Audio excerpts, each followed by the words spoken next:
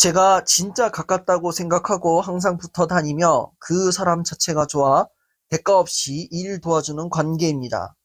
근데 그 사람 성격이 불같아서 일반 사람들이 이해하지 못하는 포인트에서 저한테만 극대노를 합니다.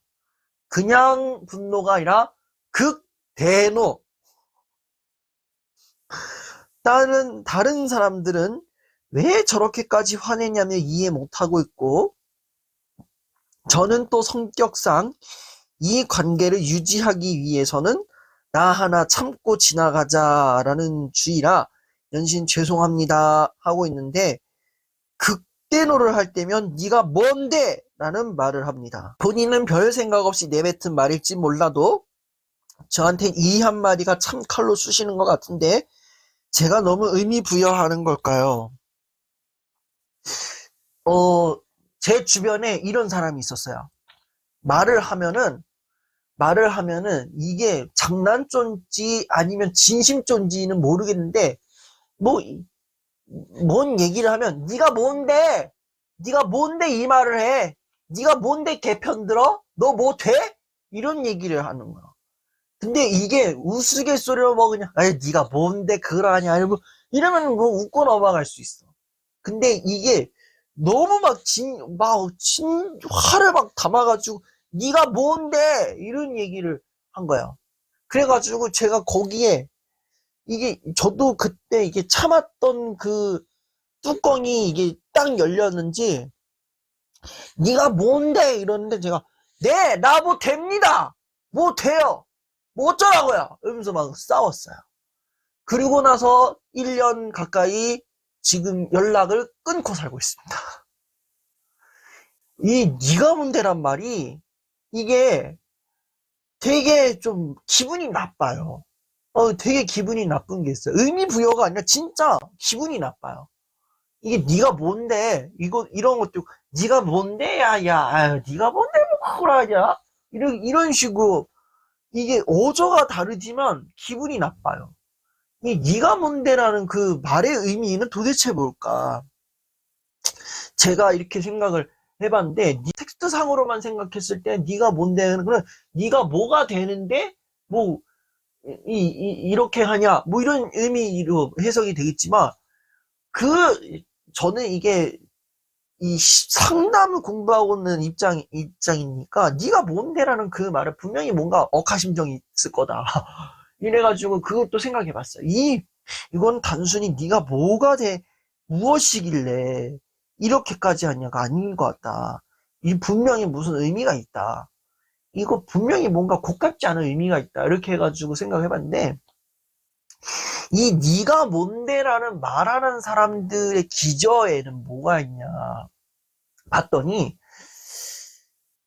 이 상대방을 조금 이렇게 깔아보는, 예, 그런 게 있는 것 같아요. 상대방을 무시하고 깔아보는 그러한 경향을 보이는 그러한 의미가 담긴 말 같아요. 네가 뭔데?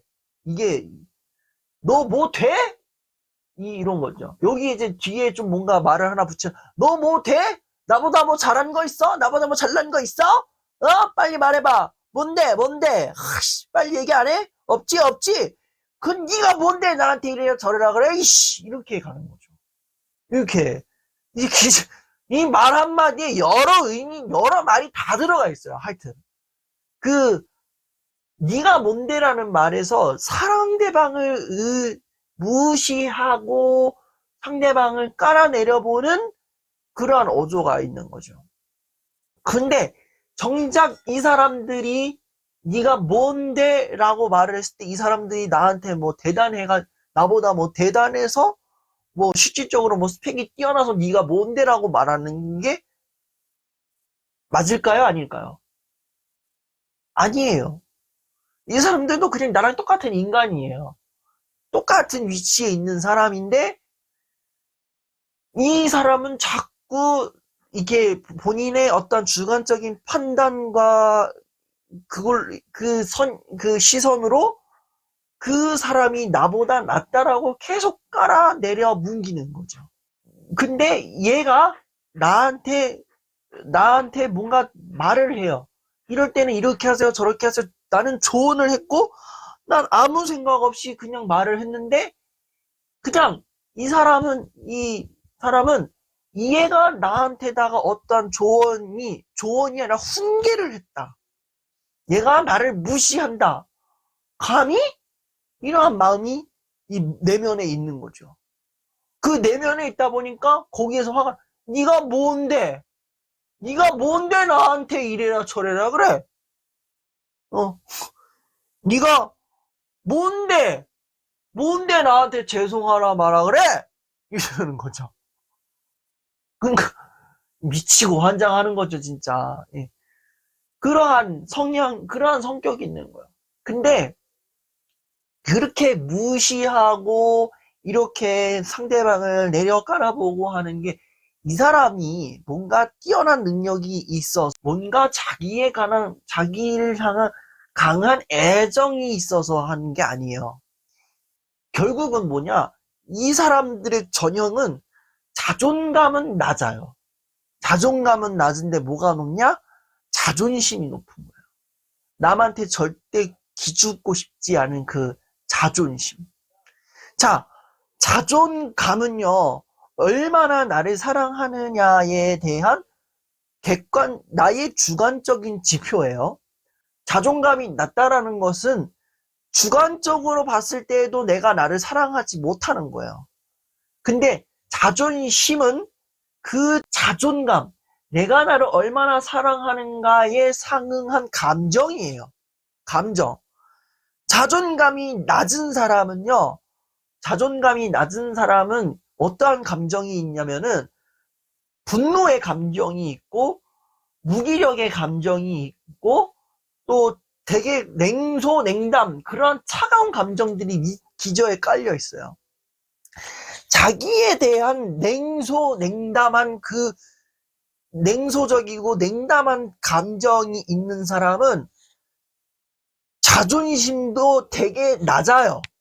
자존심이 낮아요. 자존심도 낮습니다. 이렇게 자존감도 낮고 자존심도 낮아요. 이 사람들은 네가 뭔데 말도 안 해요. 그냥 나는 뭐 이랬어요, 저랬어요. 나 같은 새끼. 나는 쟤보다 뭐 별거 안 되고요. 난 진짜 나 왜 이렇게 살아? 이런 식으로 이렇게 가는 거예요. 자존감도 낮고 자존심도 낮아요. 근데 자존감은 낮아요. 자존감은 낮은데 자존심이 센 사람이 있어요. 이 사람들 감정에는 뭐가 있느냐? 분노, 뭐 여러 가지 뭐 이렇게 자기를 향한 뭐 자기 혐오 이런 것들이 다 있는 거야. 그 마음 속에는 내가 나를 싫어하는 거야. 나도 나를 싫은데 내가 나를 싫은데 나 절대로 다른 사람들까지 나는 나 싫다고 하기 싫어. 이런 거죠. 내가 나 싫어. 나도 내가 싫은데 다른 사람한테까지 나 싫다고 말 안 할 거야. 씨. 두고 봐. 씨. 이런 거죠. 그래가지고 그런 감정이 그런 걸로 인해서 자존심은 존나게 세요. 너무 센 말을 했네. 자존심은 엄청 세요. 그 자존심 가지고 사는 거야. 그러니까 이 얘기를 하면은 뭐 이제 이렇게 하십시오 저렇게 하십시오 그러면 뭐 이제 뭐 그럼 그렇지 뭐 이렇게 하거나 자존심이 약한 사람은 자존감도 약하고 자존심 약한 사람은 꼭 굳이 그렇게 해야 될까요? 꼭 굳이요? 굳이 그렇게 해야 되겠어요? 아닌 것 같은데. 네. 이렇게 가요. 근데 이 자존심 센 사람들은 진짜 굳이 그렇게까지 해야 되겠냐고. 내가 왜 너 말 들어야 되는데? 내가 왜 너 말 들어야 되는데? 니는 내 말 들은 적 있어. 막 이렇게 가는 거야. 그러면서 니가 뭔데? 니가 뭔데? 니 뭔데? 나 S대, S대, 나 S대. 너 뭔데? 이런 식으로. 이 자존심만 센 사람들이요. 크게 의미 부여할 거 없어요. 이 사람들이 그냥 이거 의미 부여가 아니라 진짜 네가 뭔데라는 말이 진짜 상대방 진짜 기분 나쁘게 하는 말이에요. 근데 깊게 짚고 들어가잖아요. 이 사람 내면에 분노가 들어가요. 이 사람 내면에 분노가 있는데 그 내면의 분노 또 파보면은 지가 지를 싫어하는, 자기가 자기를 싫어하는 그 감정에서 비롯된 그 분노의 감정인 거예요. 그 분노의 감정을 지만 건드려도 되는데 우리는 그냥 평상시대로 얘기했는데 얘가 내 감정을 건드려가지고 그런 걸로 착각을 하고 그런, 하여튼 그렇습니다. 이 기분 나쁜 말들은 나 진짜 안 했으면 좋겠어요. 이 기분 나쁜 말 해가지고 득본 사람 한 사람도 없거든요. 그것만 좀 이해를 해 주시면 돼요. 그렇다고 해서, 그렇다고 뭐 또 가가지고 얘기하지만 제가 마음에 뭐 많이 화가 나셨나요? 뭐 분이 쌓이셨나요? 뭐 이런 얘기 할 필요 없어요. 그냥 되게 재밌는 건 이런 사람들 그냥 냅두면요, 지가 지 속을 알아서 지가 지 스스로 또 풀더라고요. 막 지가 또 스스로 풀어요. 막 네가 뭔데 이랬다가 거기에 내가 뭐 당황스러워하거나 뭐 이런 거 하지 말고 뭐 네가 뭔데 이러면은 내가 그냥 무시하고 지나가면 돼요. 네가 뭔데? 예 이러고 지나가면 지도 약간, 이 사람도 약간 머쓱해가지고 한 시간 오면 조금 지나 괜히 이러면서 괜히 말 걸어요. 있잖아 뭐 이런 얘기하는 거 본인이 미안해가지고 괜히 화낸 거 미안해가지고 그러니까 네가 뭔데 이러면서 화를 낸다 그러면은 무시하고 지나가시거나 아니면은 그냥 내 할 일 하세요. 듣는 둥 마는 둥 그냥 뭐 내 할 일 하고 그러면은 알아서 다가온다. 그러시면 됩니다. 하여튼 네가 뭔데? 우리는 이 말 쓰지 맙시다. 우리 이 말 쓰지도 말고 그냥 화가 나면 그냥 혼자 화 푸세요. 혼자 화내란 말이야. 그래야 될 것 같아요. 하여튼 그렇습니다. 슬슬 바빠지기 시작한 것 같습니다. 제가 이제 외부로 하나, 둘 이제 강의를 나가기 시작을 했고, 맡은 일이 좀 많아졌습니다. 네, 중요한 건 이 맡은 일들이 다 돈이 안 되는 일들이에요. 네, 집에서는 돈 되는 일을 하라 그러는데 돈 안 되는 일들만 엄청나게 밀려오고 있습니다. 그래서 이제 강의도 나가고 맡은 일들도 이제 소화해야 되고 그러다 보니까 정작 제 마음 가운데에 저를 이제 위해 사용하는 시간의 여유가 이제 좀 줄어들고 있고 동시에 마음의 여유도 이제 줄어들고 있습니다. 그런 걸 보면서 이제 내가 좀 슬슬 바빠지고 있다, 라는 것을 이제 체감하기 시작을 했습니다. 그래서 이때쯤에 이제 제가 자주 연락을 하지만 이제 얼굴을 좀 이제 못 보는 친구들이 있어요. 예, 그런 친구들에게 이제 연락을 해서 우리 한번 만나야 되지 않겠어? 약속 한번 잡자. 이런 식으로 이제 한 달 전부터 저도 참 집요한 놈이에요. 한 달 전부터 만나자. 언제 시간 되냐? 이때 괜찮냐? 요거를 계속 물어봤던 거예요. 그 한 달 전부터 이제 약속을 잡으려고 이제 노력을 했습니다만 돌아오는 답은 죄송합니다. 시간이 없습니다. 미안해요. 내가 이때 너무 바빠서요. 이때 좀 일정이 좀 애매한데요. 뭐 이런 식으로 이제 얘기가 들어온 거죠. 근데 그 말이 어쩔 때 보면 좀 약간 뻥 같다라는 생각을 하게 될 때가 있습니다. 제가 이분들의 스케줄을 전반적으로 대략 알아요. 어떻게 하냐면은 이분들이 다 알아서 공표를 하세요. 뭐 오늘 어디에서 뭐 한다, 뭐 오늘 일정이다, 지금 누구랑 있다, 다 나와요. 근데 물론 뭐 이제 열심히 이제 스케줄을 소화하시는 분들 계세요. 지금 이 비비추다 강연하는 날에도 압니다. 여러분들이 너무나도 바쁘고 힘들어가지고 바쁜 일정들을 소화하셔가지고 여기 못 오신 거 압니다. 뭐 그렇게 열심히 사시는 분들 있어요. 근데 이제 또 그에 반해 이제 다른 분들이랑 이제 식사도 하시고 놀러도 가시고 사랑하는 애인과 이제 데이트도 하시고 뭐 그런 분들 있어요. 알아요. 예, 다 압니다. 근데 그 많고 많은 약속들 중에서 나랑 밥 먹을 시간 없나, 이 나쁜 인간들.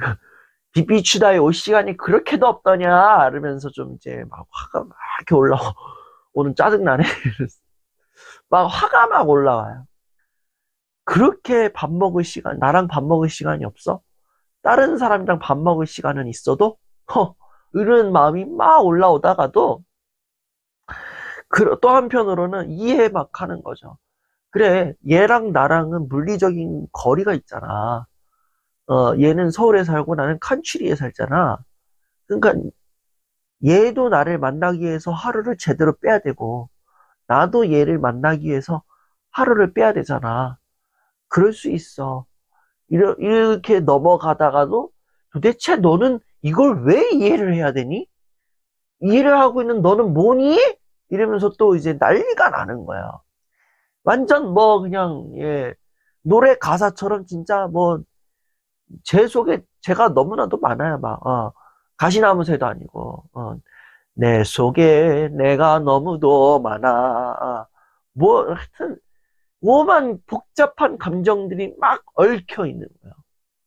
그러면서 이제 제가 막 뭐 이 복잡한 감정들이 얽혀 있으니까 생각도 당연히 많아지겠죠. 뭐 이놈의 인간관계 다 부질없다.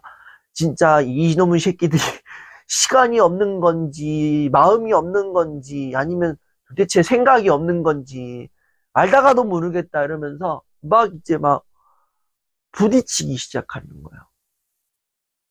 그러한 게 막 들어오는 거죠. 또 동시에 제가 저 스스로를 향해서도 생각이 많아졌어요. 왜 나는 아직도 이 관계에 묶여 있는 게 아니라 목에 매여 있는가? 그리고 왜 이렇게까지 내가 집요하게 하는 이유는 뭘까? 그런 생각이 드는 거예요. 이렇게 힘 빠지고 기빨리는 정도면 애당초 약속을 안 잡는 게 낫지 않았나. 사실 약속 잡다가 제가 진짜 진이 빠져버렸어요. 이날도 안 돼, 저날도 안 돼. 뭐 시간을 물어봐도 뭐 다 대답 없어. 막 이러니까 혼자서 스트레스를 많이 받았어요. 어, 평소에 머리카락 한 5가락 빠질 거 한 뭉탱이 빠지더라고요. 스트레스를 얼마나 받았는지. 그러한 스트레스를 막 받으니까. 왜 그 정도까지 내가 이래야만 했는가. 이런 생각이 드는 거죠. 그렇다고 해서 제가 뭐 계속 언제쯤 시간 되니 안 물어봤어요. 한 며칠 전에는 그냥 튕겨버렸어요. 제가 다 튕겨내버렸어요. 나 약속 안 잡을란다. 약속 못 잡겠다. 너희들이 알아서 잡아라. 어, 내가 약속 잡다가 내가 돌아가시겠다. 우리가 볼 것은, 신천역 4번 출구가 아니라, 장례식장 4번 방일 것 같다. 얼굴을 마주 봐야 되는데 나는 사진으로, 남아있을 것 같고, 너는 거기서 내 사진을 볼 것 같다. 어, 정말 죽을 지경이다. 이러면서 제가, 약속을 튕겨냈어요. 그렇게 약속을 튕겨내면서 혼자서 좀 약간 생각이 많아졌죠. 이 관계라는 게 뭘까? 그리고 왜 나는 이렇게까지 이 관계에 목이 무여 있는 걸까? 왜 이때가 아니고서 왜 꼭 나를 힘들게 만드는 걸까? 생각이 들기 시작하는 거죠. 오늘 이걸 가지고 좀 얘기를 해가고 싶어요. 나는 왜 이렇게 관계에 묶여 있는 걸까? 그리고 뭐 저는 관계에 묶여 있지만 여러분들은 어떤 것에 또 관계가 아니라 또 다른 무언가에 묶여 있을 수도 있잖아요. 그게 뭐 그게 뭐 시간이 될 수도 있고 뭐 내 일이 될 수도 있고 뭐 나에 대한 어떠한 뭐 사명감이나 나의 미션이 될 수 있고 아니면 나의 체면, 나의 명예, 아니면 뭐 돈, 뭐 여러 가지에 묶여 있을 수 있잖아요. 왜 나는 그런 것들에 묶여 있는가? 왜 그럴 수밖에 없는 걸까? 그것도 왜 지금 여기에서 이렇게 나를 혹독하게 진에게 만들고 있는가? 오늘 좀 그 이야기를 좀 나누고 싶어요. 첫 번째 생각을 한 건 그거예요. 내가 이렇게 묶여 있는 이유 중에 하나는 마음의 여유가 없어서 그렇다라는 생각을 하기 시작했죠. 마음의 여유가 있으면요, 한없이 관대해지고, 한없이 여유로워지고, 한없이 수용적이 됩니다. 예. 그럴 수 있어. 지금은 아니어도 돼. 나중이어도 괜찮아. 충분히 그럴 수 있어. 괜찮아. 나중에 해도 돼. 이런 식으로 이제 마음의 여유가 한없이 너그러질 때가 있어요. 그때는 언제냐? 이제 내 마음의 여유가 넓어진 것도 있지만, 동시에 외부적인 요인에 걸림돌이 없을 때 사람이 마음의 여유가 좀 생기거든요. 내가 어느 정도 감당해야 할 몫들 다 처분을 했고, 내가 어느 정도, 해야 할 분량을 다 소화했다. 그러면은 마음의 여유가 넓어져요. 마음의 여유가 넓어지면은 드는 생각이 그럴 수 있어. 그럴 수 있어. 꼭 이때여만 하나? 다음에도 있는데 뭐. 어, 지금은 조금 한숨 고르지. 이러면서 이제 다른 사람들에게도 한없이 관대해지고 나 스스로에게도 여유로워지는 거야. 뭐 굳이 나도 뭐 굳이 내가 좀 굳이 힘쓸 일이 있나 오늘 좀 마음의 여유를 가지고 좀 느긋하게 있는 거죠. 근데 이제 생각해 봅시다. 이제 할 일이 생겼어요. 이제 점점 늘어나요. 바빠지기 시작했어요. 내 시간을 사용할 여유가 이제 점점 줄어들어요.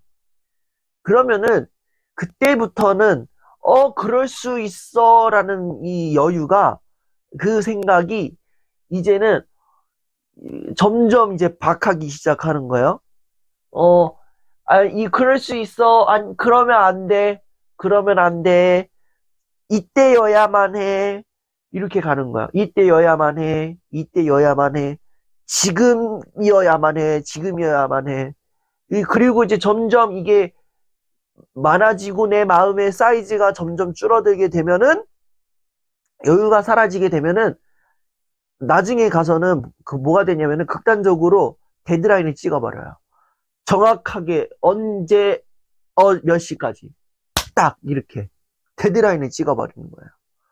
그 데드라인을 내에 내가 감당해야 할 일들, 내 역할들, 내 모든 과업들 이때 다 소화해야 되는 거야. 그런데 만약에 이 계획 내에 뭔가 착수가 안 된다? 그러면은 결국에는 이게 하나의 하나의 흠집이 나버리는 거야. 어디에 흠집이 나냐? 내 자존감에 흠집이 나버리는 거야. 기한 내에 못 끝내 이거를? 이게 뭐라고 늦어? 충분히 할 수 있었잖아. 왜? 이러면서 이제 스스로에게 그 스크래치를 내는 거야. 그럼 그 스크래치가 나다 보면은 우리는 결국에는 기한을 조금은 연장을 해주죠.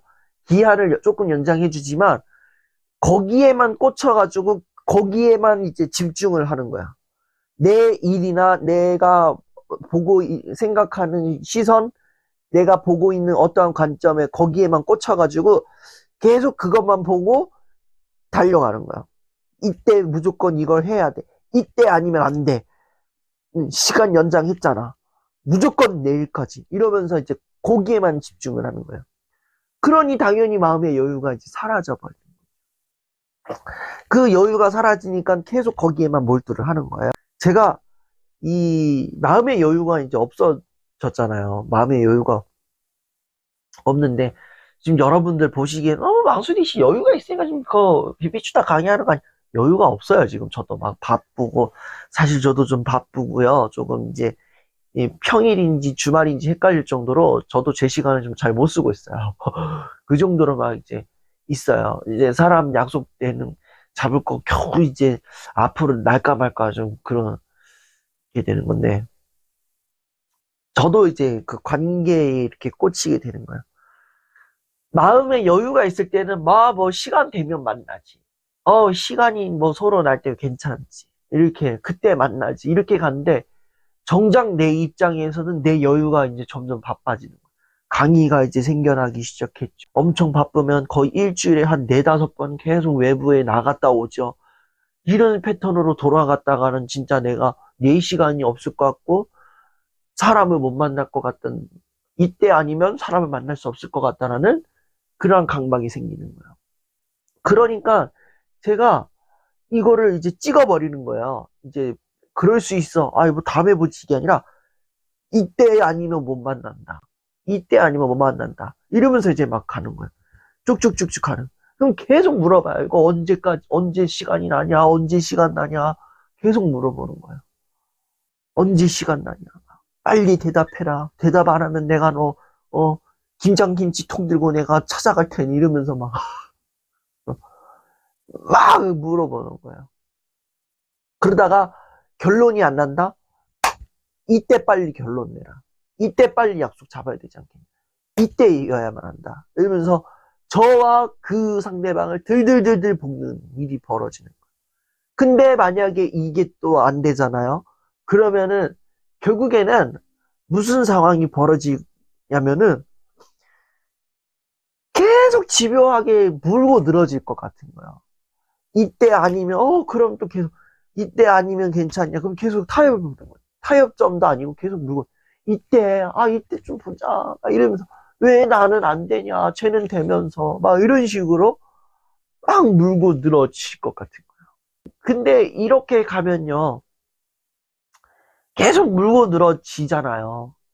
우리 내가 하는 일도 자꾸 물고 늘어질 때 물고 늘어지고 사람도 막 물고 늘어지고 막 돈도 막 물고 늘어지고 막 그잖아요.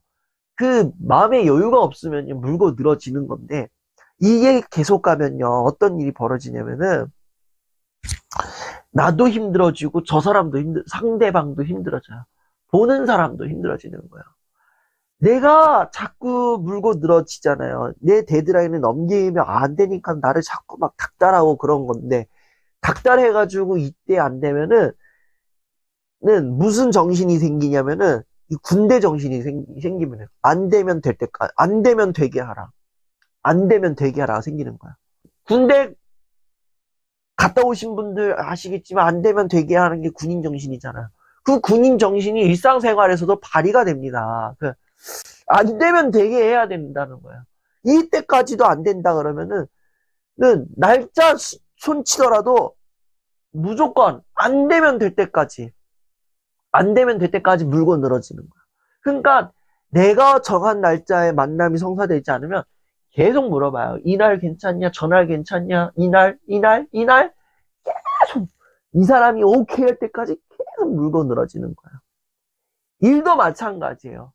내가 정해놓은 타임라인이 있어요. 내가 정해놓은 데드라인인데 내가 정해놓은 데드라인에 일을 못 맞췄다. 그럼 거기에 집중을 해서 안 되면 될 때까지 계속 두들기는 거야. 계속 하는. 다른 일들도 많은데 이 일이 내 입장에서는 데드라인 넘겼고 이 일로 인해서 내 마음에 여유가 없어졌으니 무조건 안 되면 될 때까지 나는 이거 계속 물고 늘어져야 된다. 딴 거 못한다. 이러는 거야. 그러면은 본인 스스로만 힘들어지는 거예요. 내 힘을 더 빼는 일이에요. 힘을 더 빼는. 안 되면 될 때까지가 생겨버리니까 50 정도 써도 될 일을 100을 쓰는 거죠. 50 정도 할 수 있는 일인데 100의 힘을 쏟아가지고 안 되면 될 때까지 무조건 해야 할지어다 이러면서 힘을 쓰니까 힘들어지는 건 나예요. 내가 막 힘 빠져가지고 그러면 힘들어 그래도 해야 돼 이러면서 물고 늘어지는. 그 나중에 가서는 진짜 저처럼 그냥 이제 다 튕겨버리는 거야. 꺼져라 뭐 대박겠다. 먹고 이게 너희들이 알아서 해라. 너희들이 알아서 해라. 그래서 이제 다 밀어버리는 거예요. 이런 일이 벌어져. 내 힘이 이제 다 소진돼 버리고. 그리고 다른 사람들이 보기에도 굉장히 불편한 상황이 벌어지는 거예요. 계속 약속을 물어봐요. 그것도 뭐, 일주일에 한 번도 아니고 며칠을 물어봐. 그러면은 그 사람 입장에서는 뭐 이제 불편하겠죠. 아니, 안 된다는데 왜 자꾸 쳐물어? 이러면서 이제 막 짜증을 낼 수 있는 거고, 아, 이 사람도 동시에 좀 부담을 느끼겠죠. 아, 얘가 자꾸 이렇게 물어보는데 내가, 아, 한 번 시간 빼야 되는데 언제 해야 되지? 이러면서 자꾸 부담감을 주는 거죠. 어떠한 일을 하는데 제가 자꾸 저 꽂혀서 일을 하니까 이 사람이 해야 할 일을 내가 떠맡아서 할 수 있는 일이 벌어지는 거죠. 내가 해야 할 일을 저 사람이 떠맡아서 할 때도 있는 거고, 저 사람 입장에서 굉장히 급한 건데 내가 여기에만 꽂혀 있으니까 아무것도 안 듣고 자꾸 이거에만 있으니까 답답함이 막 밀려올 때가 있는 거죠. 이 마음의 여유가 없으면 그렇습니다. 자꾸 뭔가 물고 늘어지려고 하고, 자꾸 뭔가 붙들려고 하고, 마음의 여유가 없으니까 내가 막 힘을 확 쏟아내가지고 내가 원하는 결과를 얻어야만 될 것 같은 거예요. 근데 사람 인생사 그렇게 힘을 아등바등 쓴다고 한들 내가 원하는 답을 얻어낼 수는 없다라는 거예요. 그냥 흘러가는 대로 보내야 되는데 내가 흘러보내지 못하고 계속 거기에 붙들고 있다면은 그거는 오히려 나를 죽이는 행위랑 똑같은 거예요. 계속 물고 늘어지면은 이후의 일들을 감당할 수 없어요. 네. 이후의 일들을 감당할 수 없습니다. 결국에는 나중에 뭐가 오냐면은 내 기력이 떨어진다 그러잖아요. 내 기력이 떨어져요. 그렇게 에너지를 막 준비해서 하다 보면. 그러다 보면 내 에너지가 떨어지니 당연히 다음에 뭔가 해야 할 일들이 있는데 그 일들을 내가 할 수 있겠냐 없겠냐 당연히 할 수 없는 거죠. 왜? 여기서 내 에너지를 다 갈아가지고 썼는데 여기에서 뭐 이 이후의 일들을 감당할 수 있는 힘이 있느냐는 거예요. 감당할 수 있는 힘이 없는 거죠. 만남의 자리도 그래요. 내가 막 에너지를 쏟아가지고 막 이렇게 만났어. 결국에는 만났다 칩시다. 에너지를 막 쏟아가지고 끈질기게 쳐 물어가지고 내가 잡았고 약속했어요. 그리고 이후에도 이제 약속들을 잡으려고 하는데 쉽게 잡힙니까? 안 잡혀요. 아니, 안 잡히는 게 아니라 내가 안 잡으려고 그래요. 왜? 약속 잡은 그 순간이 너무 힘들어가지고 당분간은 사람 못 만나겠어요. 이러면서 내가 튕겨내기 때문에. 그럼 이제 이후에 이제 다른 누군가가 아, 시간 되세요. 만나고 싶어요. 그러면 안 만나요. 안 만나요. 안 만난다고 이런 식으로 이제 나오고 그 이후의 과정들까지 이후에 있는 일까지 어떠한 시간까지도 나를 손해시키는 거죠. 제가 요새 마음의 여유가 너무 없다 보니까 이때가 아니고서는 제가 사람들을 만날 여유가 없겠다는 생각이 막 드는 거였던 거죠. 이게 일종의 강박이 된 거죠. 저도 나름대로 뭐 망년회 같은 거 해야 되거든요. 그리고 이제 12월에 이제 연말에 빛비추다 강연도 한번 해야 되고, 네, 연말에 여러 가지 이제 안팎의 일정들이 많은데 약속이 쉽게 안 잡힐 것 같아서 요때가 괜찮을 것 같아서 지금 이때 아니면 안 될 것 같아서 물어봤는데 안 되니까 집요하게 막 처음 물었던 거죠. 이때 아니면 안 되는데 빨리 시간 좀 빼봐라. 너 다른 애들이랑 약속 잡고 쳐놀지 않느냐. 막 이러면서 왜 나한테는 그렇게 시간 빼는 일이 어렵더냐 이러면서 막 제가 막 이렇게 속으로 관계를 이렇게 막 물고 늘어지는 게 있었던 것 같아요. 그 마음의 여유가 없고 내 실질적인 그런 부분이 없다 보니까 그 부분에서 내가 막 인간관계에 막 이렇게 붙들고 있고 안 되면 상처 지대로 받고 막 이제 막 속에서 막 분노도 아니고 짜증도 아니고 막 연민도 아닌 것이 막 오묘한 감정들이 막 뒤죽박죽 나타나는 거니까 제 생활이 안 되는 거죠.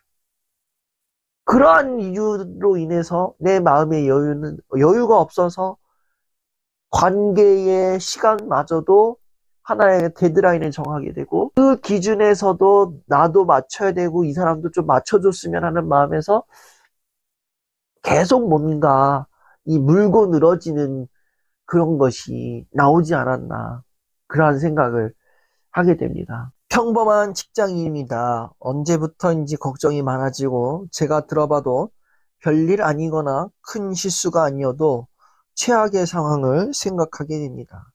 그래서 불안에 미치겠습니다. 그러다 보니 작은 실수라도 한 저 자신이 너무 믿고 시간을 되돌리고 싶다고 간절하게 기도를 합니다. 또 다른 사람들이 나를 어떻게 생각하는지, 싫어하는 건 아닌지 생각하게 되고, 하루하루가 너무 고달프고 이렇게 그만 살고 싶습니다. 병원에 가보는 게 좋을까요? 굳이 병원까지 갈 문제는 아니라고 생각을 합니다만, 이게 언제부터 시작됐는지가, 어떠한 계기로 이러한 이러한 상황을 생각하게 된 건지, 이거에 대한 명확한 대답이 있으면, 그 뭐가 불안하고 어떤 건지를 알 것 같은데, 제일 중요한 문제는 제가 봤을 때는, 일단은 이분도 조금 약간 완벽한 거를 이루고 싶은 분이구나 라는 거를 좀 느껴요. 아니면 이제 막 직장에 들어간 지 짧게는 1년 안팎, 길게는 한 3년 안팎 되신 분 같은데, 그게 뭐 관계이든 직장 생활이든 뭐 어떤 커뮤니티든지 간에 새로운 울타리 안에 들어가면은 우리가 이제 보게 되는 게 내가 아니라 다른 사람이에요. 다른 사람들.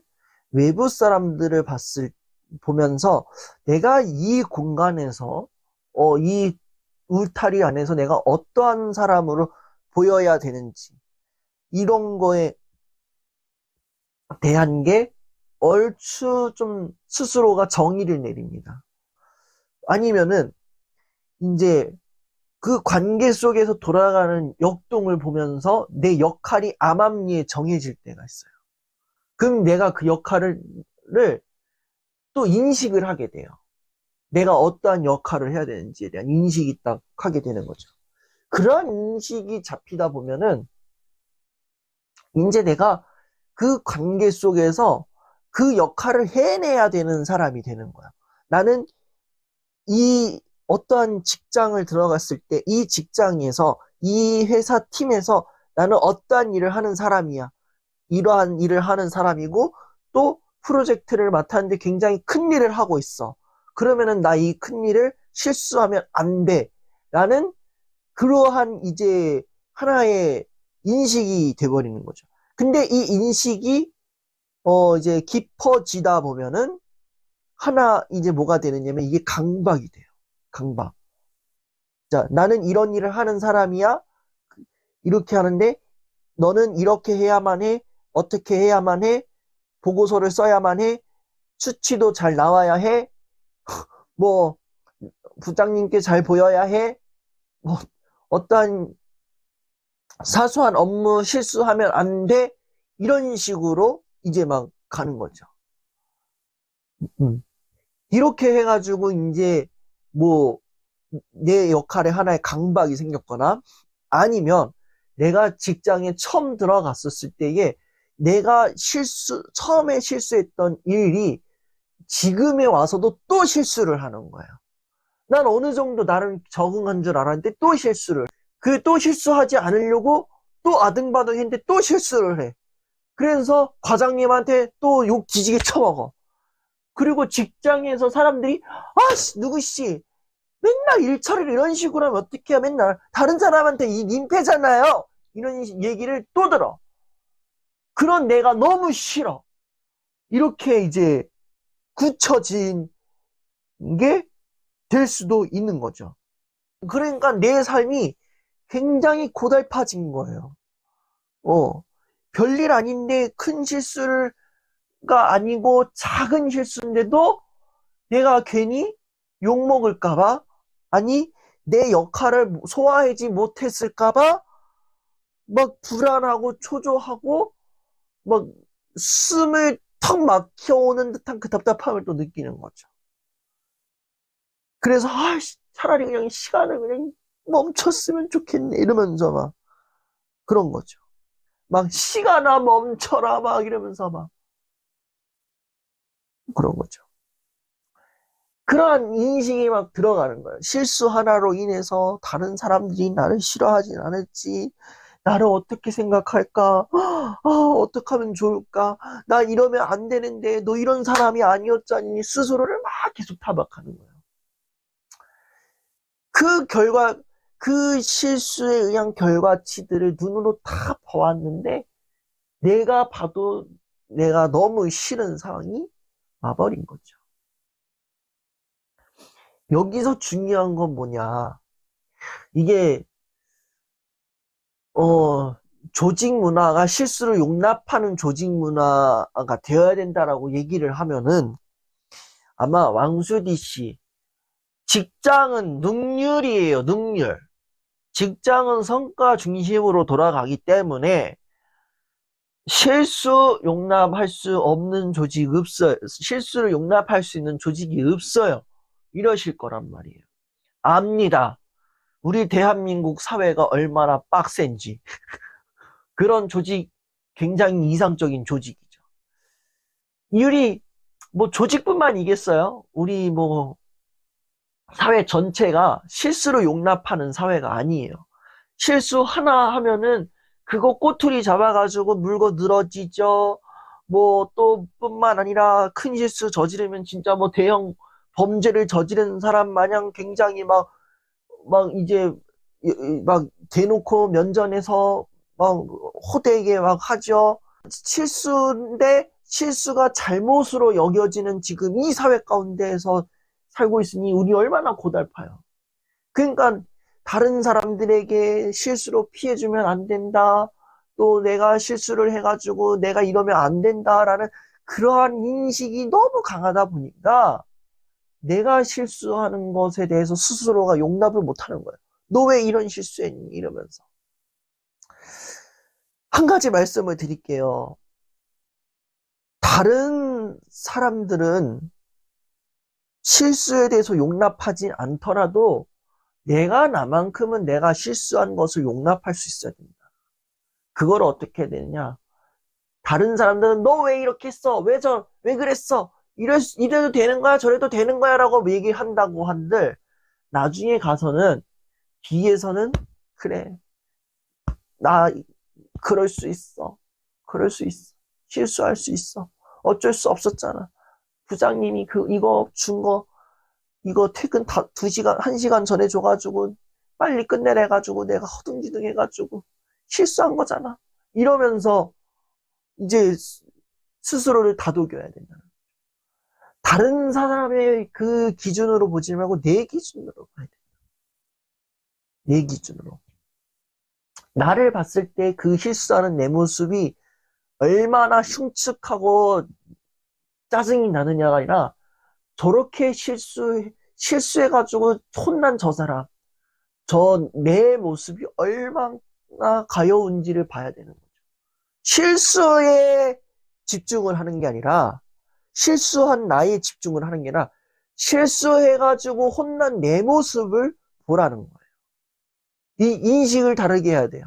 다른 사람들은 실수에 집중을 했다고 한들, 나는 실수한 거로 인해서 혼난 내 자신을 봐야 되는 거죠. 나 자신을. 그래야 어느 정도 스스로를 이해하고 용납할 수 있다는 거죠.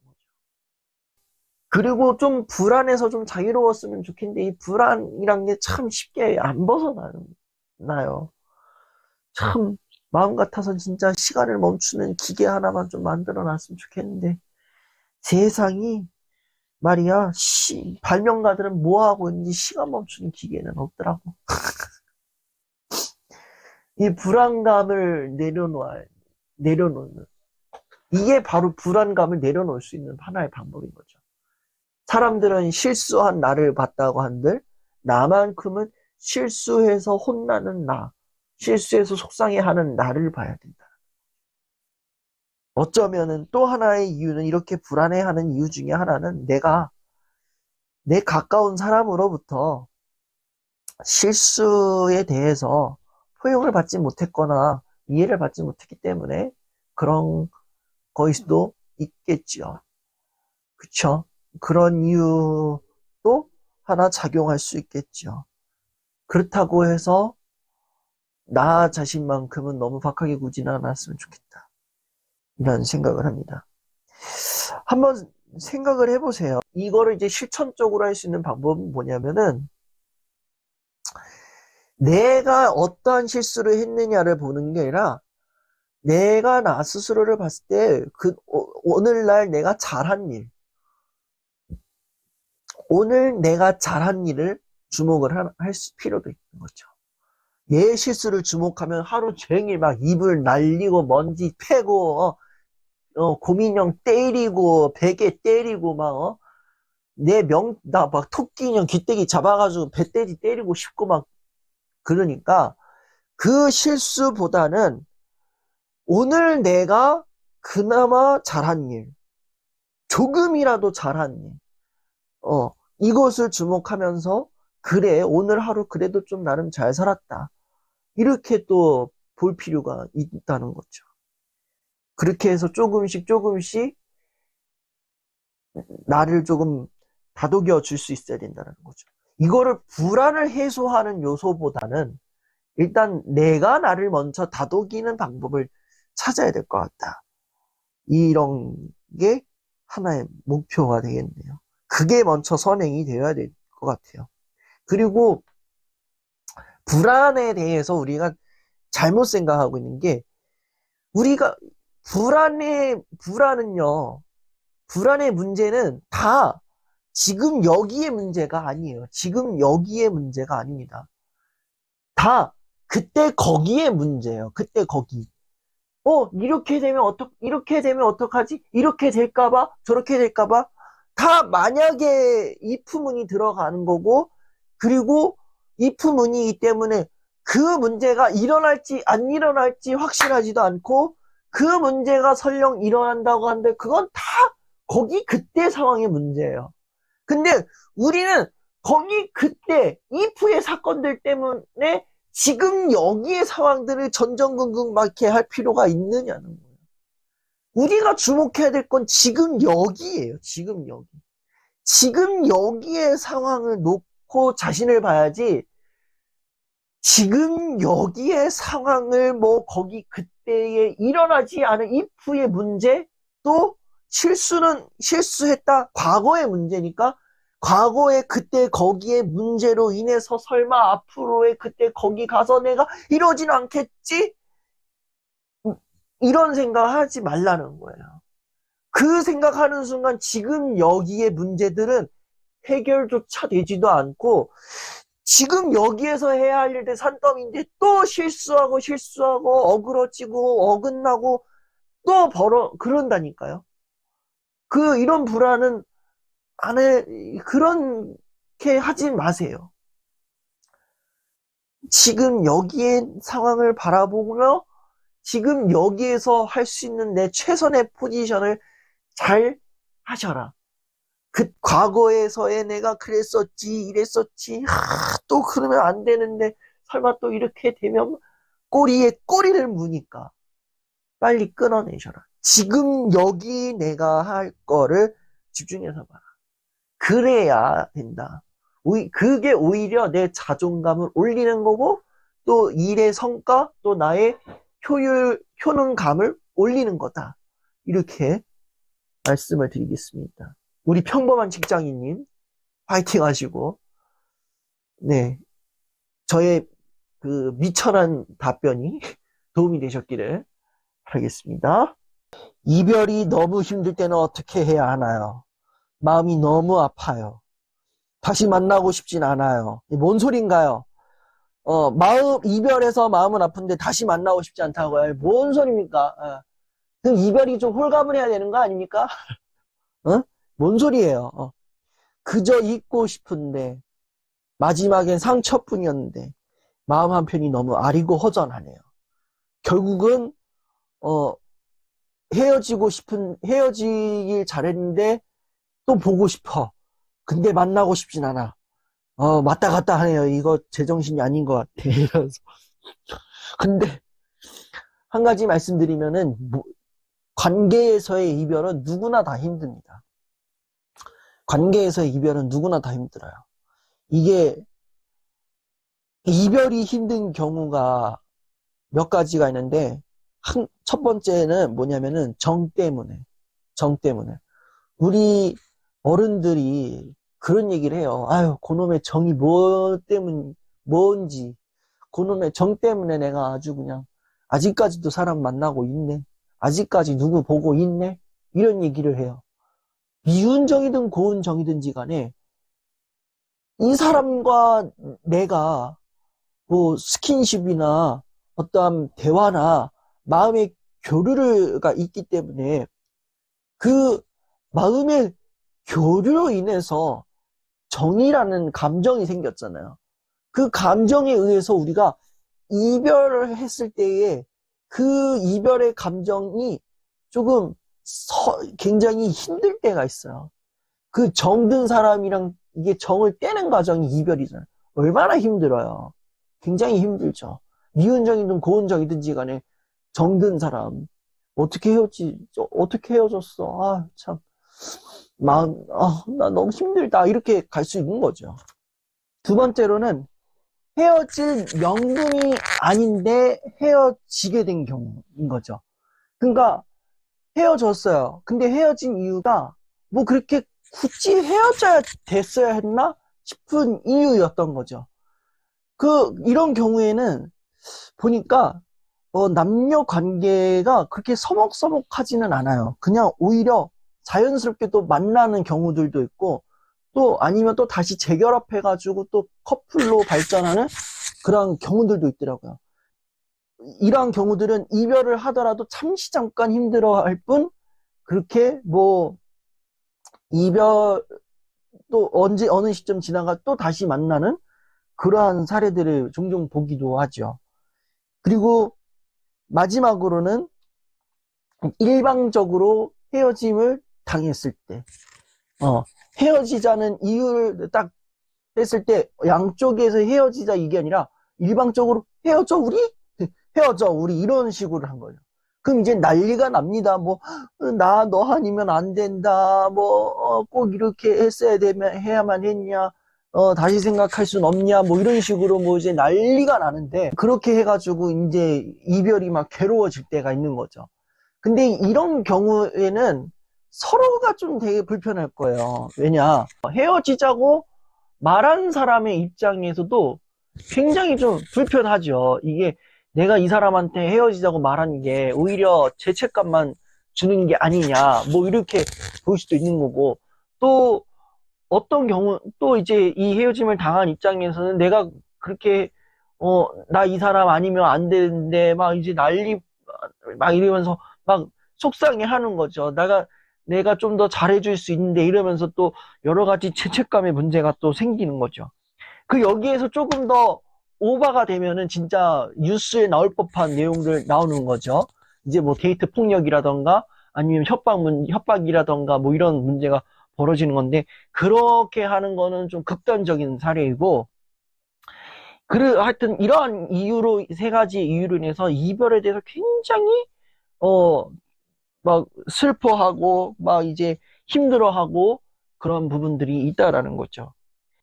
근데 이분의 맥락을 봤을 때는 다시는 만나고 싶지 않다 뭐 왔다 갔다 하는데 저는 이거를 말씀드릴게요.